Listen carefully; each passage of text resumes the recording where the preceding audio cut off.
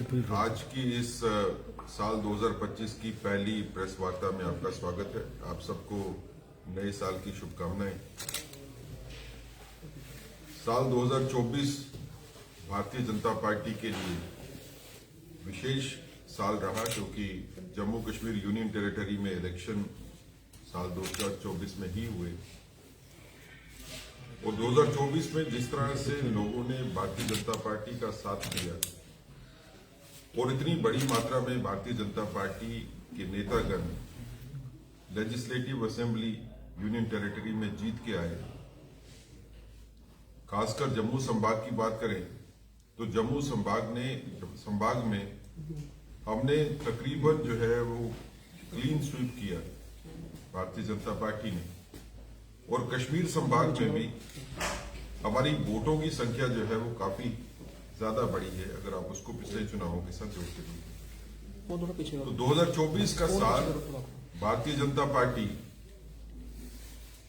शुक्रिया अदा करती है जम्मू कश्मीर के लोगों का कि आप भारतीय जनता पार्टी के साथ, भारतीय जनता पार्टी की सोच के साथ जुड़े रहे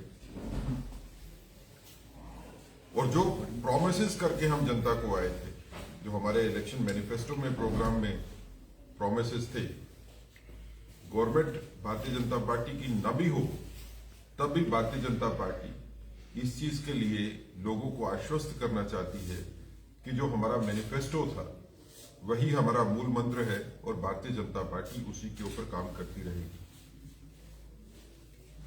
इसी कालखंड में जो government Jammu Kashmir union territory में बनी नेशनल कॉन्फ्रेंस की, उसके बारे में हम कहना चाहते हैं कि उमर अब्दुल्ला साहब की गवर्नमेंट एक विजनलेस गवर्नमेंट है, जिसके पास विजन नहीं है सरकार चलाने का।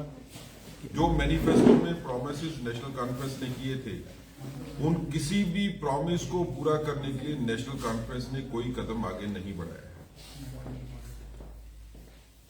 2 महीने से ज्यादा नेशनल कॉन्फ्रेंस की गवर्नमेंट को बने हुए हो गए। कोई लोगों की समस्याओं का हल की तरफ बात करने की भी नेशनल कॉन्फ्रेंस जरूरत नहीं समझती, चाहे वो बिजली का मुद्दा हो, पानी का मुद्दा हो, नौकरियों का मुद्दा हो, टूरिज्म का मुद्दा हो। जो प्रोजेक्ट्स जम्मू कश्मीर में काम करने वाले हैं उसकी बात हो, कहीं पे भी नेशनल कॉन्फ्रेंस की गवर्नमेंट कुछ भी करती हुई नहीं दिखती और ना ही इनका विजन है। हम ये भी कहना चाहते हैं कि आने वाले वक्त में नेशनल कॉन्फ्रेंस अंदर से ही टूटेगी। नेशनल कॉन्फ्रेंस के अंदर में लीडरशिप के लिए क्राइसिस है। कोई नेशनल कॉन्फ्रेंस का बड़ा नेता इस वक्त नेशनल कॉन्फ्रेंस के चीफ मिनिस्टर साहब के साथ खड़ा नहीं दिखता है, और नेशनल कॉन्फ्रेंस ने जिस तरह के प्रॉमिसेस लोगों के साथ किए, उनको फुलफिल करने के लिए इनके पास कोई रोड मैप नहीं है, कोई ब्लूप्रिंट नहीं है। फाइनेंशियल प्रावधान किए बगैर प्रॉमिसेस जो किए जाते हैं उनका क्या हाल होता है वो हमने दिल्ली में भी देखा और पंजाब में भी देखा। नेशनल कॉन्फ्रेंस और कांग्रेस के बीच में जिस तरह से लड़ाई चल रही है वो भी आपको जाहिर है। तो इसलिए आने वाला वक्त ये साबित करेगा जो हम कह रहे हैं कि नेशनल कॉन्फ्रेंस एक डायरेक्शनलेस गवर्नमेंट को चला रही है, जो कोई डेफिनेट डायरेक्शन के ऊपर गवर्नमेंट को नहीं लेके जा रहे। जम्मू में कुछ मुद्दे जो हैं वो उठाए गए, वो सियासी ताकतों ने उसको हवा देने की कोशिश की, जैसे रोपवे का मुद्दा हो। रोपवे का मुद्दा भारतीय जनता पार्टी का सबसे पहले आप लोगों के माध्यम से हमने बात की और ये रखा कि हल तो बातचीत से ही होगा। जो संघर्ष कमेटी बनी है उसको गवर्नमेंट से बात करनी चाहिए, उनको श्राइन बोर्ड से बात करनी चाहिए और मिलजुल के बैठेंगे तो हल निकलेगा ही। और वही हुआ, जब मिलजुल के बैठे तो मुद्दे का हल जो है वो निकल गया, जिसके लिए भारतीय जनता पार्टी अपने मेंबर पार्लियामेंट जुगल किशोर जी को, लेफ्टिनेंट गवर्नर साहब को, श्राइन बोर्ड को और संघर्ष कमेटी को भी साधुवाद देती है कि आप लोगों ने इस मसले का निपटारा अच्छी तरह से कर दिया और आगे से भी अगर कोई इस तरह का मुद्दा होगा तो आपसी बातचीत में ही खत्म होगा। लेकिन कांग्रेस हो या नेशनल कॉन्फ्रेंस हो, उन्होंने इस मुद्दे पे भी राजनीति करने की कोशिश की। हमने ये भी देखा कि डिप्टी चीफ मिनिस्टर साहब जब कटरा में जाते हैं तो किस तरह की सियासी बयानबाजी करते हैं, मुद्दों की सोल्यूशन की बात नहीं करते। भारतीय जनता पार्टी ही सिर्फ एक ऐसी पार्टी है जो लोगों के साथ खड़ी है और आगे भी लोगों के साथ खड़ी रहेगी। 2025 के बारे में हमारा ये मानना है कि भारतीय जनता पार्टी लोगों के सामने एक नई सोच, एक नई विचारधारा जिसको लेके हम चले हैं, उसको लोगों के दिलों में बिठाएंगे और लोगों को ये बताएंगे कि भारतीय जनता पार्टी के साथ चलने में ही सबकी बेहतरी है, सबका विकास है। 2025 में होने वाले इलेक्शंस, चाहे वो लोकल बॉडीज के इलेक्शन होंगे या म्यूनिसिपैलिटीज के इलेक्शन होंगे, पंचायत के इलेक्शन होंगे, भारतीय जनता पार्टी उन सब में बढ़ चढ़ कर हिस्सा लेगी। और जिस तरह से हमको सफलता असेंबली इलेक्शन में जम्मू संभाग में मिली है, हम जम्मू संभाग में सफलता के नए झंडे गाड़ते हुए कश्मीर में भी सफलता जो है अपने लिए अर्जित करेंगे। भारतीय जनता पार्टी लोगों के लिए काम करने के लिए सफलता जो है वो लेगी। सत्ता का लालच भारतीय जनता पार्टी को नहीं है। हम सत्ता में थे तब भी लोगों के लिए काम किया, आज सत्ता में नहीं है तब भी लोगों के लिए काम करने के लिए अग्रसर है। नई नई चीजें जो है वो सोची जा रही है, नए कदम उठाए जा रहे हैं। अगर अब बात चली कि रेलवे डिवीजन जम्मू में नया बना, प्रधानमंत्री जी जम्मू से कश्मीर की रेलवे लाइन का इनाग्रेशन इसी महीने करने वाले हैं, तो उससे विकास के नए द्वार खुलेंगे, जम्मू के लिए भी और कश्मीर के लिए भी। ज्यादा संख्या में टूरिस्ट यहां पे आएंगे और जम्मू के ट्रेडर्स को ज्यादा फैसिलिटी मिलेंगी। इसके लिए एक बड़ा महत्वपूर्ण कदम यह भी है कि जम्मू और पुंछ रजौरी को जोड़ने वाली रेल लाइन के ऊपर भी अब काम जो है वो तेजी से बढ़ेगा। तो जो जम्मू कश्मीर के इलाके हैं जो आज तक लोगों बाकी दुनिया से जम्मू कश्मीर, जम्मू से बात करें या बाकी देश की बात करें, उससे रेल लाइन के न होने से उस तरह से जुड़े हुए नहीं थे, अब उनको भी मौका मिलेगा कि वो देश के साथ बढ़कर आगे बढ़े।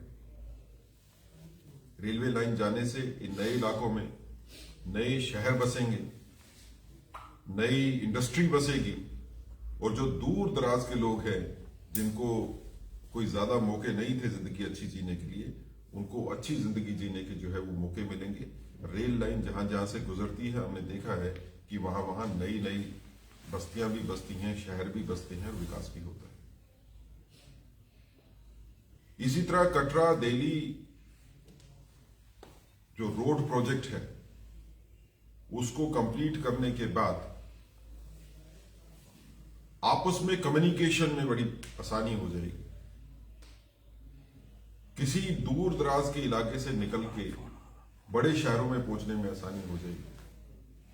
और इसी तरह जब इस तरह का सड़कों का जाल और रेलवे का जाल बढ़ेगा तो कीमतें भी कम होंगी।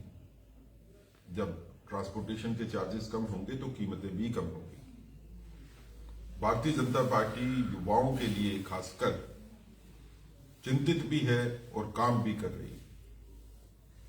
जिस तरह से युवाओं में बड़ी संख्या में जिनको नौकरियों की लेटर्स जो है अभी दिए गए और आने वाले वक्त में भी होगा, भारतीय जनता पार्टी जम्मू कश्मीर इसमें चिंतित है कि हम सेंट्रल गवर्नमेंट के पास भी इस मुद्दे को लेके जाएं कि special recruitment drive Jammu Kashmir के लिए खासकर की जाए, सेंट्रल फोर्सेस में भी और सेंट्रल गवर्नमेंट के सिविल ऑफिस में भी, ताकि जम्मू कश्मीर का युवा वो नौकरियां भी ले और आगे बढ़े जिंदगी में नए नए मौके जो है युवाओं को मिल रहे हैं, मातृशक्ति को मिल रहे हैं। महिलाओं के लिए बड़ा काम भारतीय जनता पार्टी ने मोदी जी की गवर्नमेंट के दौरान अभी तक किया है और आगे इस काम को बढ़ाया जाएगा। कुल मिला के 2024 का साल भारतीय जनता पार्टी के लिए एक उत्साह वाला साल था। लोग हमारे साथ खड़े रहे।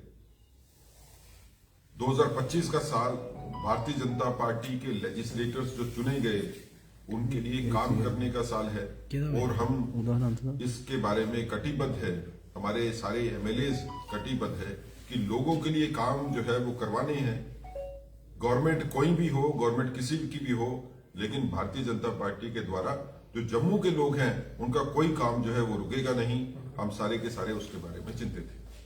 आपने कहा सर कि जो उमर अब्दुल्ला की सरकार है वो विजनलेस है, लेकिन उमर अब्दुल्ला ने बार बार ये कहा कि मरकज की जानिब से जब सरकार यहाँ बनी नेशनल कॉन्फ्रेंस की, तो सेंट्रल गवर्नमेंट की जानिब से वो पावर्स नहीं दिए जा रहे, सरकार काम करे। यहाँ 2 पावर्स जो है स्टेट के अंदर, यूटी के अंदर चलाए जा रहे हैं। देखिए, जब उमर अब्दुल्ला साहब ने इलेक्शन लड़ा तो उनको पता था कि वो यूनियन टेरिटरी का इलेक्शन लड़ रहे हैं। अगर किसी को ये गलतफहमी है कि वो एक जम्मू कश्मीर स्टेट का इलेक्शन लड़ रहे हैं तो ये उनकी प्रॉब्लम है। जब आपको पता था कि आप यूनियन टेरिटरी का इलेक्शन लड़ रहे हैं जिसमें सरकार की पावर्स डिफाइंड हैं, जब तक यूनियन टेरिटरी है उसमें यूनियन टेरिटरी कॉन्स्टिट्यूशन के हिसाब से ही चलेगी।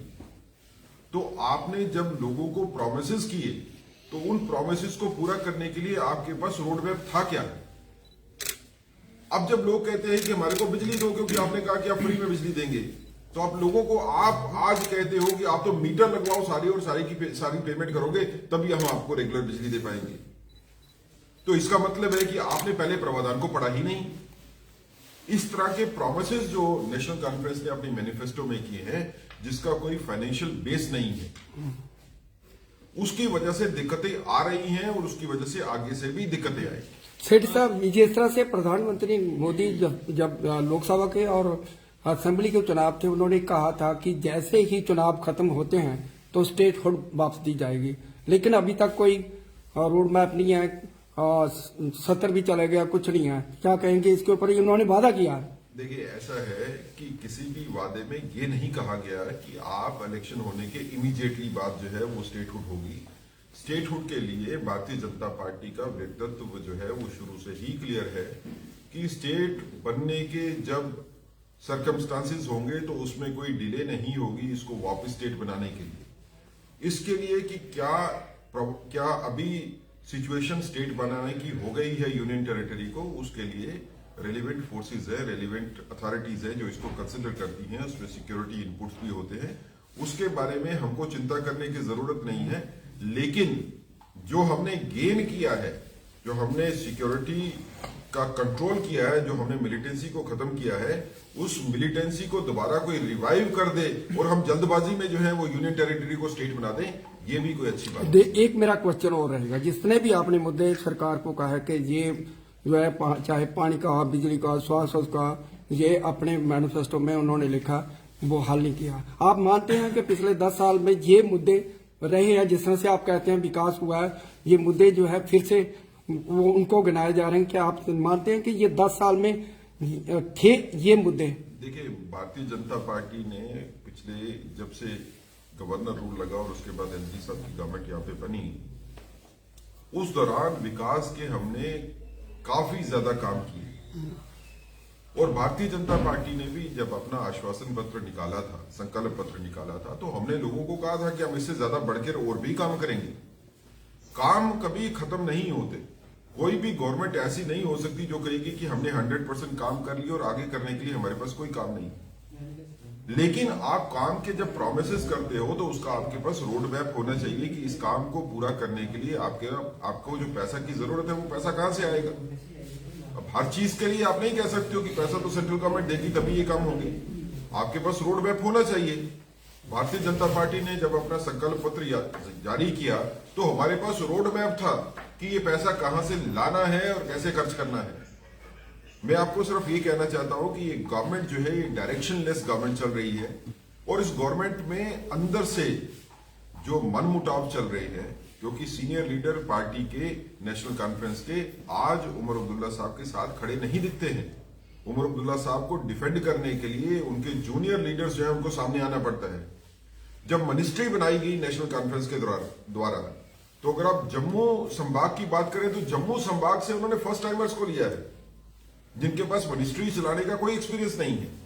जो सीनियर लीडर थे पार्टी के उनको तो पीछे रखा है। अब जो सीनियर लीडर नेशनल कॉन्फ्रेंस के हैं उनमें मनमुटाव है, उनको प्रॉब्लम है। वो प्रॉब्लम दिखती भी है। सुनील जी, जिस तरह से आपने कहा भी है, सबको पता भी है कि जम्मू कश्मीर से ही बीजेपी को सीटें मिली हैं और ज्यादा बीजेपी को यहीं से ही लोगों ने पार्टी को सपोर्ट किया है। अगर हम जम्मू की पर्टिकुलर बात करें, यहाँ पर बड़े सारे इश्यूज हैं जिसको लेकर बीजेपी के एमएलए, क्योंकि नया साल है, लोग चाहेंगे इस पर बातचीत हो। जम्मू शहर जिस तरह से क्राउडेड हो गया है, नए इंफ्रास्ट्रक्चर की जरूरत है, नए फ्लाईओवर की जरूरत है, और अगर बॉर्डर टूरिज्म की बात करें, आज भी वहाँ की सड़क पर जाना होगा, चेतगढ़ की बात करें, बहुत ज्यादा रोड खराब है और बड़े सारे टूरिस्ट जाने में मुश्किल आती है। तो ऐसे में नए साल में बीजेपी कौन सा रोड मैप बना रही है, और पर्टिकुलर जम्मू शहर कंजस्टेड होता जा रहा है, कुछ रोडें हैं जैसे जम्मू से जानीपुर है, जम्मू से कनाल रोड या तालाब टुल्लू है, कुछ वहाँ पर इंफ्रास्ट्रक्चर को बढ़िया करने की जरूरत है। उस ओर का पार्टी का क्या फोकस है, क्योंकि जम्मू शहर को भी ठीक करने की बहुत ज्यादा इसमें जरूरत है। देखिए, जम्मू शहर एक बढ़ता हुआ शहर है जिसमें जनसंख्या के बढ़ने की वजह से, क्योंकि पुराना शहर है, पुराने शहर की अगर बात करें तो उसमें सड़कें तो उतनी हैं, उनको आप वर्टिकली ही ऊपर जा सकते हो, नीचे से तो खुली नहीं कर सकते। तो उसके बारे में भारतीय जनता पार्टी भी चिंतित है और सेंट्रल गवर्नमेंट के साथ ही इश्यूज लिए भी गए। आज जो सड़कों का नया जाल बन रहा है, उसके बाद जो है इस पे फोकस रहेगा कि जहाँ पे फ्लाईओवर की जरूरत है, जहाँ पे सड़क जो है वो खुली नहीं हो सकती, सड़क कोई एक्स्ट्रा नहीं बन सकती, तो उसमें फ्लाईओवर के बारे में चिंतित होने की जरूरत है। और जहाँ पे बॉर्डर रोड्स की बात करें तो बॉर्डर रोड्स जो है एक अलग से प्रोजेक्ट है, उसके तहत बॉर्डर रोड्स बनती हैं, जिसके बारे में भारतीय जनता पार्टी भी बात करेगी। जहां पे जरूरत होगी वहां पे फैसिलिटीज, खाली सड़कों की बात नहीं है। यहाँ पे जम्मू में सैटेलाइट टाउनशिप की जरूरत है।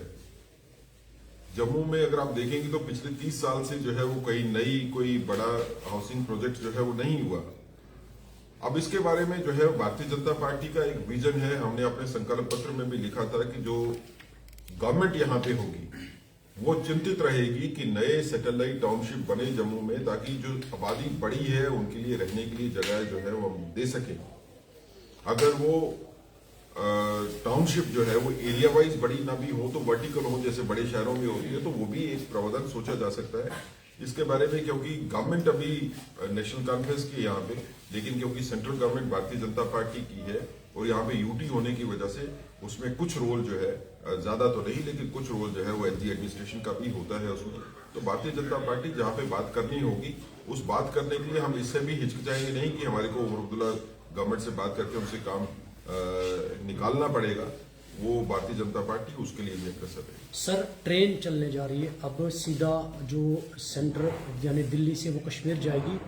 हमने जम्मू में बिजनेस क्लास से बात की, उन्होंने कहा बहुत नुकसान है, जो टूरिस्ट आएगा वो डायरेक्ट अब कटरा से सीधा श्रीनगर जाएगा। क्या ऐसा कोई प्रोविजन है? जम्मू डिवीजन में बहुत सारी ऐसी टूरिस्ट डेस्टिनेशन है, पत्नीटॉप है, भद्रवाह है, जम्मू है, सुरिंसर है या और कई इलाके हैं, क्या उनको इस कदर डेवलप किया जाएगा कि टूरिस्ट जो है आकर्षित हो जाए और वो आए यहाँ की तरफ, उसके बाद यहाँ से फिर वो कश्मीर जाए? आप डेवलपमेंट कभी रोक नहीं पाओगे। आप ये सोचो कि डेवलपमेंट आगे नहीं बढ़े और उसी से बिजनेस चलता रहे, जो इंफ्रास्ट्रक्चर प्रेजेंट है उससे तो होगा नहीं। डेवलपमेंट आगे बढ़ेगी, लेकिन हमारे को नए आयाम बनाने पड़ेंगे, नया इंफ्रास्ट्रक्चर बनाना पड़ेगा ताकि टूरिस्ट जो है वो जम्मू में आए। जम्मू में टूरिस्ट आए जम्मू की वजह से, उससे फायदा होगा। जम्मू में टूरिस्ट जो है स्टॉप ओवर यूज करे कश्मीर जाने के लिए, उससे फायदा नहीं होगा। तो जम्मू में टूरिस्ट स्पॉट्स को डेवलप करने की जरूरत है।